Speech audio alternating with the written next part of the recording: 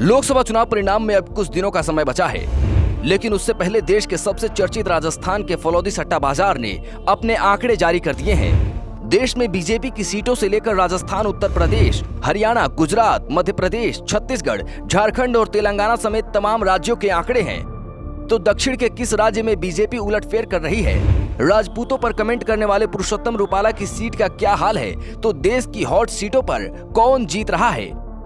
फलौदी सट्टा बाजार के मुताबिक देश में बीजेपी 302 से 305 सीटें जीत रही है। राज्यवार अगर बात करें तो राजस्थान में बीजेपी 19 से 21 सीटें जीत रही है, छत्तीसगढ़ में 10 से 11 सीट, मध्य प्रदेश में 27 से 29 सीट, गुजरात में 26 की 26 सीटें, उत्तराखंड में 5 की 5 सीट, दिल्ली की 7 सीटों में से 6 सीटें बीजेपी जीत रही है। इधर हरियाणा में इस बार बीजेपी की 6 सीट का नुकसान हो रहा है। बीजेपी 10 में से 6-7 सीटें ही जीत रही है, जबकि पिछली बार सभी 10 सीटें बीजेपी ने जीती थी। उत्तर प्रदेश की 80 में से 64 से 66 सीटें भाजपा जीतेगा, तो झारखंड में 10-11, तमिलनाडु में 3 सीट, उड़ीसा में बीजेपी इस बार बड़ा उलटफेर करते हुए नवीन पटनायक के गढ़ में 13-14 सीट जीत सकती है।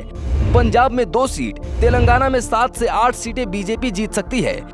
राजस्थान की हॉट सीटों की बात करें तो नागौर में हनुमान बेनीवाल के पक्ष में 60-90 पैसे का भाव चल रहा है, तो बाड़मेर में उम्मेदाराम बेनीवाल के पक्ष में 30 से 40 पैसे का भाव लग रहा है। सट्टा बाजार के मुताबिक जालौर सिरोही सीट से अशोक गहलोत के बेटे वैभव गहलोत भी चुनाव हार रहे हैं, तो जयपुर ग्रामीण से सचिन पायलट के करीबी अनिल चोपड़ा की भी हार तय है। इधर गंगानगर सीट पर कांग्रेस के कुलदीप इंदौरा जीत सकते हैं। गुजरात के राजकोट से बीजेपी के पुरुषोत्तम रूपाला राजपूतों पर बयान देकर चर्चाओं में आए थे, लेकिन सट्टा बाजार उनकी जीत क्लियर मान रहा है। तो हैदराबाद में ओवैसी की जीत भी तय मानी जा रही है।